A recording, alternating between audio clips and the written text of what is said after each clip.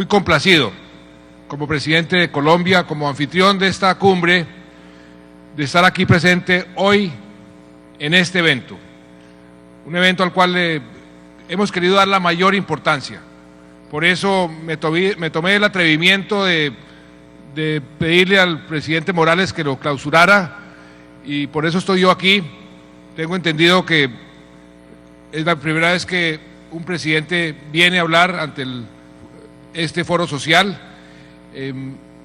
Lo hice convencido de que esta es una parte fundamental de la cumbre, de toda la cumbre, porque, como se lo acabo de decir en la inauguración del foro empresarial, si no actuamos, los gobernantes, los empresarios, los dirigentes en general, con un sentido social, teniendo lo social como el objetivo fundamental, nada de lo que hagamos vale la pena.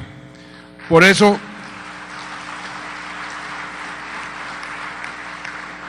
me complace muchísimo estar aquí, y quiero agradecerle a una persona que ha sido el corazón de todo este evento, de toda la organización, que ustedes, muchos no se alcanzan a imaginar lo que eso implica.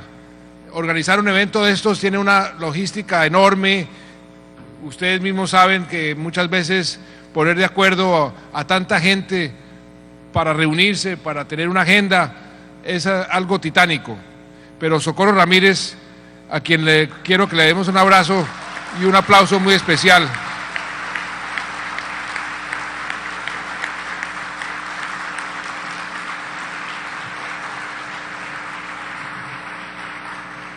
Ha sido realmente el corazón, y muchas gracias, Socorro, porque gracias a ese esfuerzo es que todos estamos aquí. Se han realizado muchos foros preparatorios, se han hablado de muchos temas, y aquí hemos escuchado muchas manifestaciones en un sentido que, si lo asumimos como un sentido único, tenemos que tomarlo para siempre tenerlo presente en todas las decisiones. Si no actuamos en función de que sea la sociedad, la gente, la beneficiaria de todas las actuaciones políticas o económicas, no vamos nunca a progresar realmente. Es un concepto muy elemental, pero por lo elemental es muy poderoso. Siempre tener a la gente, el bienestar de la gente, como objetivo primordial en todas las actuaciones. Eso es lo que hemos querido hacer, y lo que creo que tenemos que hacer en toda América Latina. Lo hemos querido hacer, o iniciado, por lo menos hemos dado los primeros pasos en Colombia. Creo que en todas las Américas y en el mundo entero, ese concepto, ese enunciado tan elemental pero tan poderoso, debe estar siempre presente entre nosotros. Si hay algo por lo cual nosotros los latinoamericanos debemos avergonzarnos, y yo siento vergüenza como dirigente de un país, es la tremenda inequidad que tenemos en este continente. Esa inequidad nos impide realmente progresar, porque nadie, se lo decía ahora a los empresarios, nadie puede sentirse realmente rico si está rodeado de pobreza. Y eso nos sucede, infortunadamente, a los latinoamericanos. Somos un continente muy rico, rodeado de pobreza, donde la pobreza es la regla y no la excepción, y no tiene que ser así, no debe ser así. Y por eso las políticas, todas, deben de estar encaminadas a tratar de combatir esa inequidad y a tratar de sacar a esos millones de latinoamericanos y de americanos, porque en Estados Unidos también hay pobreza y en Canadá también hay pobreza, sacarlos de la pobreza. Les decía yo a los empresarios, ese es el mejor negocio para todos, para una sociedad, que se presuma una sociedad digna, una sociedad decente. Para los propios empresarios, cada pobre que sale de la pobreza es un cliente, es un consumidor, es una persona que va a ser económicamente activa. Y además está comprobado ya desde todo punto de vista que el desarrollo, cuando hay más equidad, es mucho más fácil. Por eso tenemos que hacer una acción mucho más afirmativa, no dejar que el mercado o que lo normal haga el trabajo, porque eso no ha sido suficiente. Y por eso tenemos que tomar acción afirmativa, así como cuando queremos acabar con una discriminación, tomamos acciones afirmativas para que el equilibrio se restablezca, para que el atraso y la brecha pueda reducirse. También en las políticas frente a la inequidad y la pobreza tenemos que tomar una acción mucho más afirmativa.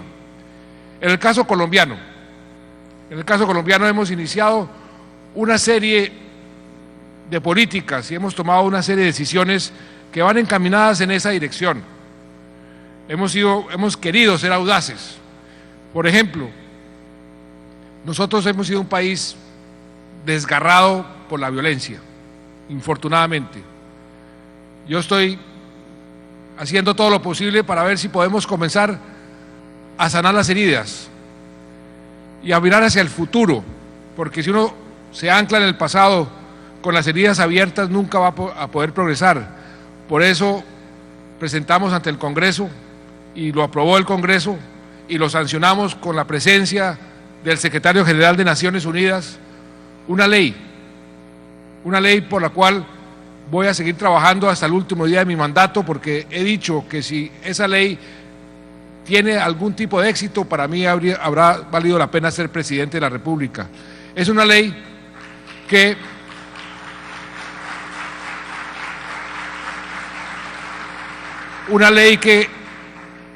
busca, por un lado, reparar a los millones de víctimas de la violencia.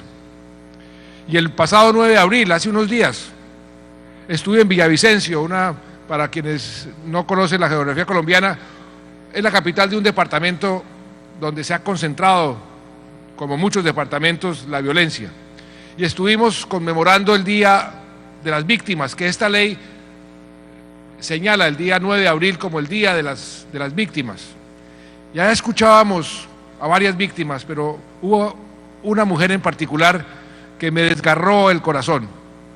Se paró en un podio como este, una mujer valerosa, digna aún, porque lo que nos contó realmente es demoledor. Nos contaba que había sido violada no una, sino varias veces por los violentos, por los paramilitares, que sus hijos, 2 de ellos han sido asesinados por los violentos, por los paramilitares, que la guerrilla se le había llevado a otro, reclutado de niño, y que ella lo único que quería, porque le dimos un cheque como una reparación, y me dijo: lo único que yo quiero es simplemente que me reconozcan como víctima. Y tiene toda la razón. Y le dije: aquí le entrego un cheque que era de 8 millones de pesos. Y le dije: 8 millones o 80 millones nunca van a terminar de reparar ese dolor que esta señora ha tenido por causa de la violencia.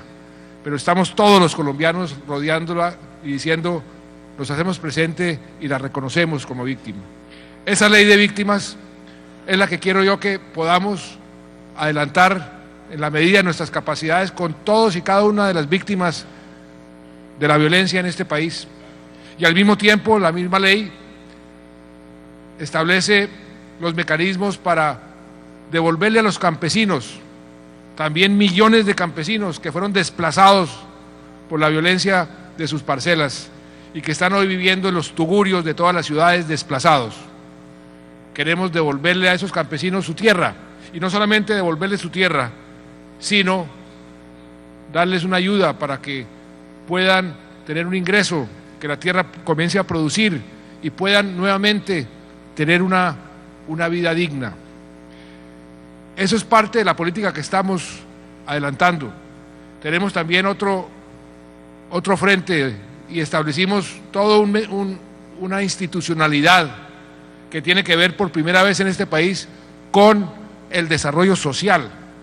Creamos una agencia que se llama la Agencia de la Inclusión Social y la Reparación, donde está la prosperidad social concentrada, todas las entidades del Estado, midiendo el avance en la lucha contra la pobreza extrema, donde Colombia, infortunadamente, es uno de los países con el mayor porcentaje de su población en pobreza extrema en todo el continente y por consiguiente en todo el mundo.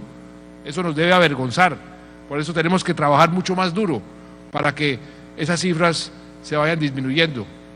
Pero no solamente Colombia, toda América Latina tiene ese gran desafío, porque somos el continente más desigual del planeta.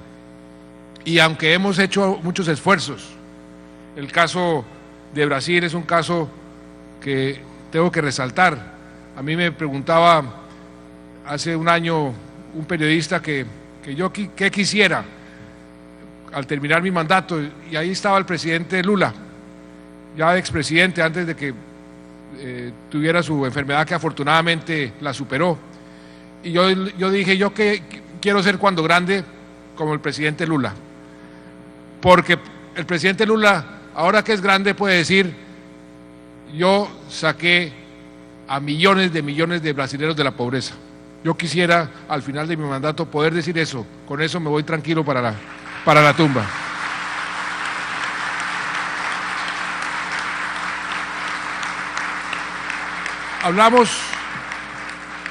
Hablamos mucho de integración. Buena parte de mi vida pública la he dedicado a la integración. Me tocó ser el primer ministro de Comercio Exterior en Colombia hace 20 años. Desde ese entonces estamos hablando de tratados de libre comercio, de integración del continente. Pero sé, y tienen toda la razón, que la integración más importante no es la integración física, no es la integración de los mercados financieros, es la integración social, porque esa es la que realmente sienta las bases para un desarrollo más efectivo y más equitativo. Por eso, cómo me complace ver aquí representantes de todos los países, cómo me complace que esté clausurando este foro el presidente Evo Morales, cómo me complace que ahora va a hablar la secretaria Hillary Clinton, casi presidenta, perdón.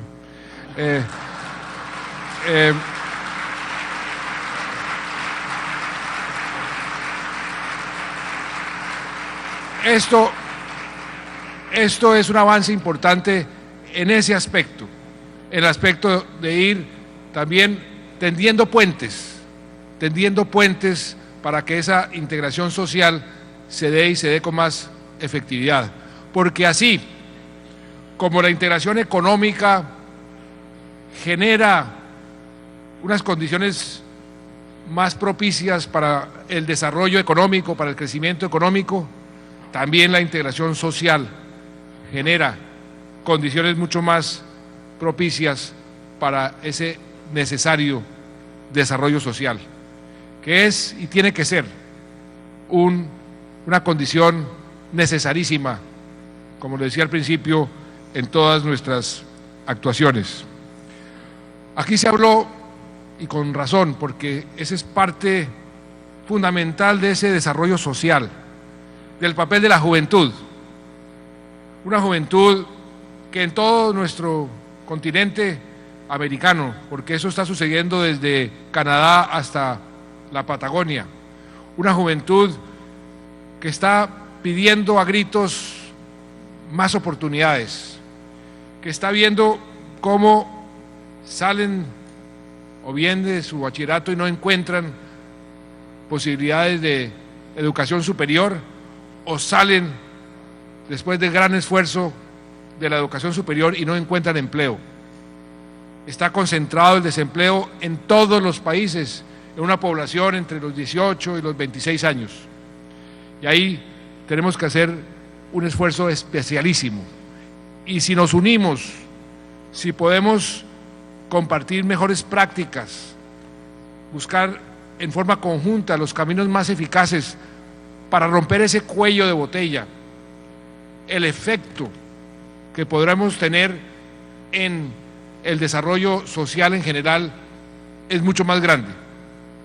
Porque así como está comprobado que la inversión en la primera infancia, cuando los niños y las niñas están recién nacidos, cuando comienzan a aprender, si los alimentamos bien, si les damos un poco de amor, si los vamos preparando para iniciar el proceso escolar, que esa inversión es la más rentable de todas, también está apareciendo con una gran evidencia y con una gran claridad que la inversión en romper esos cuellos de botella de los jóvenes que después de estudiar quieren o seguir estudiando o quieren ser unos ciudadanos activos, productivos, pero que los sistemas no le permiten.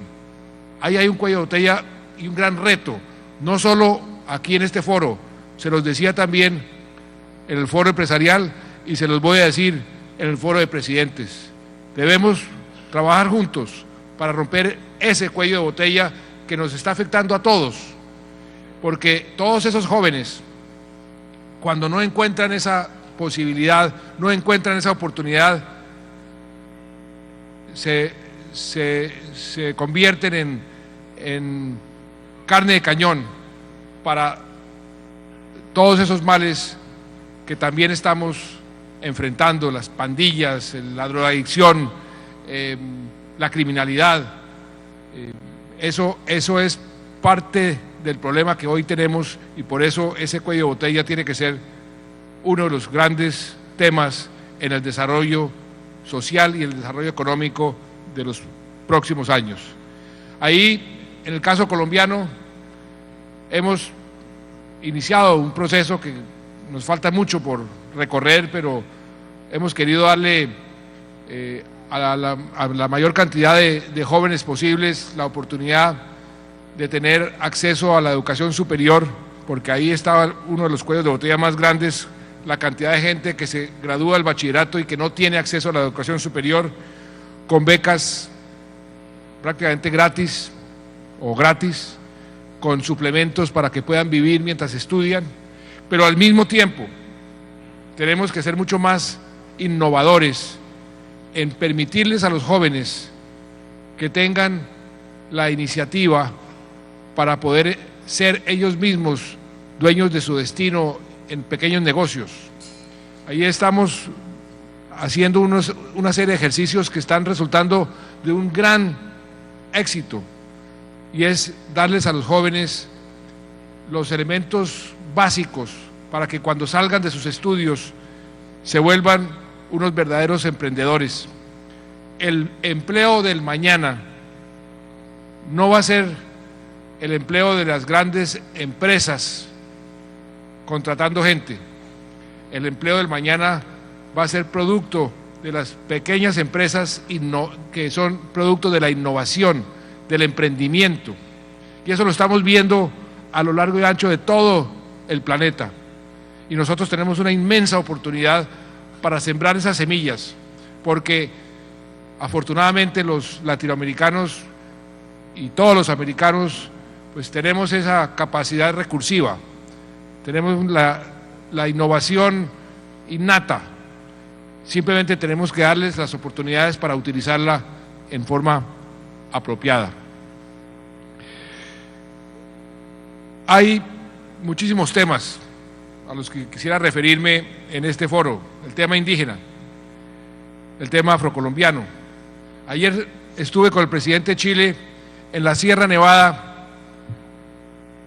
de Santa Marta, que queda, para quienes no viven aquí, al norte de Cartagena. Es un sitio tal vez de lo más bello que hay en el mundo, y estuvimos con los mamos. Son unos indígenas que son los verdaderos dueños de esta tierra, porque están aquí hace mucho más tiempo que inclusive los propios españoles. Yo fui allá el día de mi posesión. Quise posesionarme ante los indígenas antes de posesionarme ante el Congreso de la República, como un acto simbólico para señalar el respeto y la admiración y la política que debemos mantener frente a quienes son, yo los llamo los verdaderos dueños de esta tierra, porque son quienes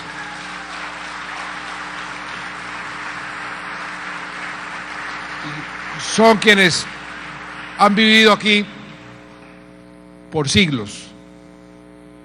Pero no solo eso, sino que fui también, porque había ido varias veces en ocasiones anteriores, a pedirles consejo, porque los indígenas de la Sierra Nevada, que son los que yo más conozco, pero eso es casi que una circunstancia común a todas las comunidades indígenas, tienen una sabiduría muy especial, tienen una forma de ver las cosas que también combina ese simplismo con la contundencia. Y me dijeron el día de mi posesión, y me lo repitieron ayer, me dijeron: lo primero que queremos reiterarle, me lo dijeron ayer delante del presidente de Chile, es la necesidad siempre de ser justos, de tener esa palabra, justicia, en la mente, en todas nuestras actuaciones. Y a renglón seguido me dijeron: pero sobre todo en este momento de vida hay que ser justos con la naturaleza, porque la naturaleza siente que hemos sido muy injustos con ella, y la naturaleza sabe cómo responder, y la naturaleza no se queda quieta ante la injusticia. Y comenzaron a decirme: mire, acuérdese cuando usted estuvo aquí el día de su posesión, que le dijimos que iban a venir tiempos difíciles en ese frente.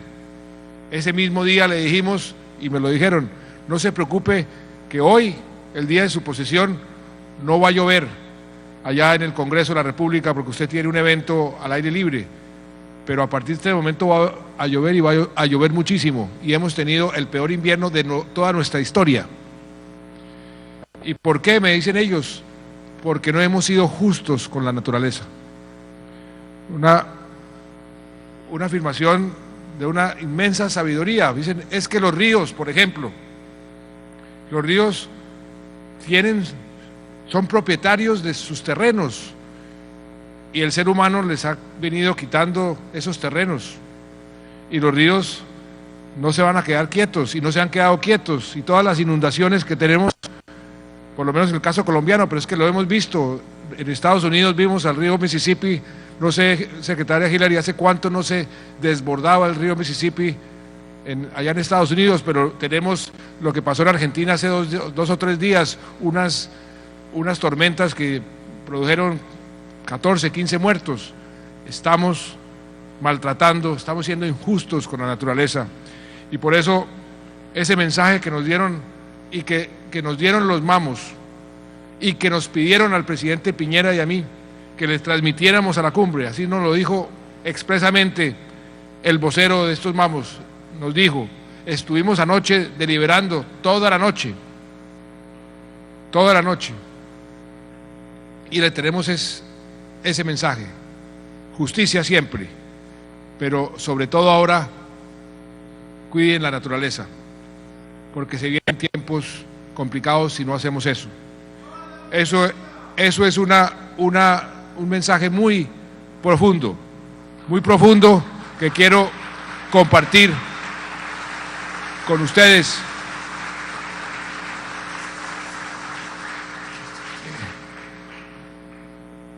Finalmente, quisiera decirles que en la cumbre presidencial,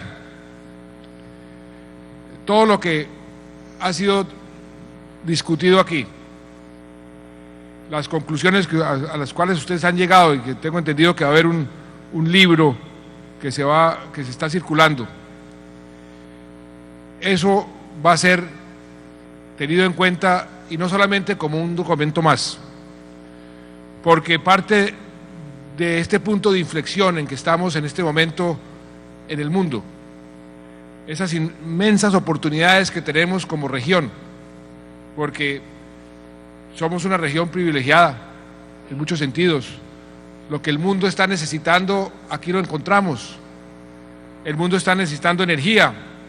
Las Américas tiene energía y puede ser perfectamente autosuficiente y exportadora de energía.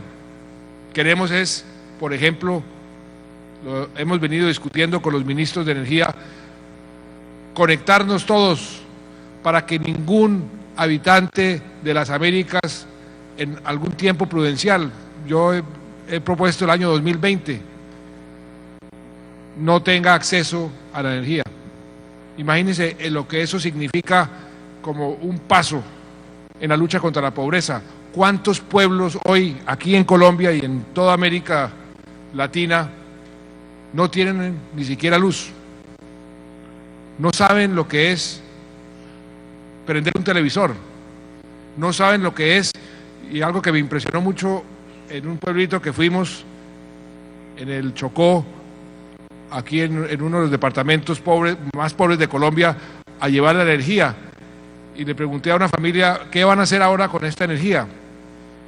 Y me dijo uno de los niños, me dijo, presidente, pues algo que nunca habíamos podido hacer aquí, y es preparar paletas. Paletas son como unos helados. Eso es muy diciente, lo que le cambia la vida a una comunidad simplemente con llevarles energía. Somos una región con mucha agua y tenemos que cuidarla. Tenemos que cuidar nuestras cuencas, porque todos los futurólogos dicen que las grandes guerras hacia adelante se van a librar en torno al agua o a los alimentos, por falta de agua y por falta de alimentos. Pues resulta que no hay una región del mundo que tenga más agua que esta región, y por eso las oportunidades son enormes. Biodiversidad, todo ese pulmón del planeta que significa el Amazonas, tenemos que cuidarlo como una joya preciosa, porque es una joya preciosa, es el pulmón del mundo. Y tenemos otra ventaja muy grande, una población joven. Eso hoy es un gran activo el mundo actual. Por eso estamos llenos de oportunidades, pero al mismo tiempo estamos llenos de inequidades. Y en la cumbre que vamos a tener, que va a iniciar mañana, esta sexta cumbre, el mensaje, o uno de los mensajes que quiero llevar es: ¿cómo hacemos para aprovechar esas oportunidades e ir borrando esas inequidades? Se puede hacer con voluntad política, se puede hacer en forma mancomunada, unidos, se puede hacer en esa integración social también, física pero social también. Y es nuestra obligación como dirigentes encauzar todo esto que estamos viendo aquí en esta cumbre en todos nuestros países. Por un lado, un desespero, un descontento, una sensación de frustración, pero por otro lado, una gran oportunidad, un dinamismo, unas ganas de avanzar. Tenemos que unir esas dos grandes fuerzas para que al final de cuentas podamos decir que realmente hemos dado un paso importante en lo más importante del desarrollo, que es el desarrollo social. Nada significa un crecimiento alto de la economía un déficit fiscal pequeño, una inflación baja, si no tiene un resultado de carne y hueso en el beneficio de la gente, en la prosperidad de la gente, en la salud, en el bienestar. Si entendemos eso, si internalizamos eso y actuamos en consonancia y actuamos unidos en lugar de divididos, porque eso es, y con eso finalizo, un mensaje muy importante para que el desarrollo social tenga resultados. El enfrentamiento, las peleas, las fricciones, lo único que hacen es detener ese desarrollo social. Todo el mundo debe reclamar, por supuesto, pero si podemos ponernos de acuerdo, tendiendo puentes, si como sociedades, dentro de la propia sociedad, aquí están dos grandes dirigentes sindicales de mi país, los dos saben que ellos están haciendo su labor, yo estoy haciendo la mía, pero cuando nos sentamos y decimos, tratemos de encontrar comunes denominadores, entendiendo cada uno el papel que juega, siempre el resultado para todos es mejor. En las relaciones con las naciones sucede lo mismo. Con el presidente Chávez, con quien yo tenía pues una enemistad, es ponerlo en términos bastante diplomáticos, tenía un enfrentamiento muy duro. Nos sentamos y dijimos, actuemos como seres racionales, como jefes de Estado racionales. ¿Qué es lo que más le conviene al pueblo venezolano y qué es lo que más le conviene al pueblo colombiano? Que usted y yo nos entendamos, respetémonos nuestras diferencias y trabajemos encontrando comunes denominadores. Y llevamos casi 2 años con unos resultados muy positivos para los venezolanos, para el pueblo venezolano y para el pueblo colombiano.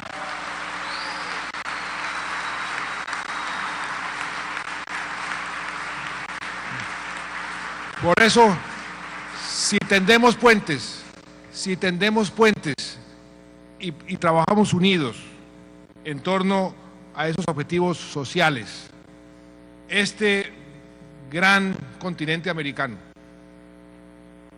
va a poder ser cada vez más relevante en el escenario mundial, pero sobre todo que sus millones de habitantes, 930 millones de habitantes, se sientan más prósperos, más libres, más realizados.